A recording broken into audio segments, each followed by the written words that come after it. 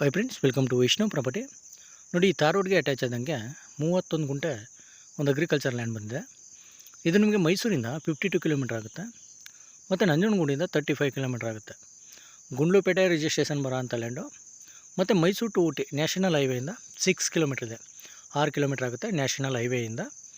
ಮತ್ತು ವಿಲೇಜ್ಗೆ ನಿಮಗೆ walkable distance ಇದೆ. ನೋಡಿ, ಅಲ್ಲಿ ಕಾಣಿಸ್ತಾ ಇದೆಯಲ್ಲ ಮನೆ, ಅದೇನೇ ವಿಲೇಜಿಂದ ಜಸ್ಟ್ ಒಂದು 50 ಮೀಟರ್ಸ್ ಆಗುತ್ತೆ. 31 ಗುಂಟೆ ಬರುತ್ತೆ. ರೆಡ್ ಸಾಯಿಲು ಮತ್ತು ವಿತೌಟ್ ಬೋರ್ವೆಲ್ ಇದೆ ಇದು. ಈಗ ಪ್ರೆಸೆಂಟ್ ಅವ್ರು ಟೊಮೊಟೊ ಹಾಕಿದ್ದಾರೆ, ಅಂದರೆ ಪಕ್ಕದ ಜಮೀನಿಂದ ನೀರು ತೊಗೊಂಡು ಇವರು ಟೊಮೊಟೊ ಹಾಕ್ಕೊಂಡಿದ್ದಾರೆ. ಇದು ವಿತೌಟ್ ಬೋರ್ವೆಲು. ಮತ್ತು ಇನ್ನೊಂದು ಮೇನ್ ಪಾಯಿಂಟ್ ಏನಪ್ಪ ಅಂದರೆ, ಇದು ST ಕ್ಯಾಟಗರಿಗೆ ಸೇರಿರೋಂಥ ಜಮೀನು. ಅಂದರೆ ಇದು ಪಿತ್ರಾರ್ಜಿತ ಆಸ್ತಿ, ಗೌರ್ಮೆಂಟ್ನಿಂದ ಗ್ರ್ಯಾಂಟ್ ಆಗಿರೋಂಥ ಜಮೀನಲ್ಲ. PTCಯಲ್ಲೆಲ್ಲ ತೆಗೆದುಕೊಡೋಣ. ನಿಮ್ಮ ಲಾಯರ್ ಯಾವ ರೀತಿ ಲೀಗಲ್ ಕೇಳ್ತಾರೋ ಡಾಕ್ಯುಮೆಂಟ್ಸ್ ಎಲ್ಲ ಒದಗಿಸ್ಕೊಡೋಣ.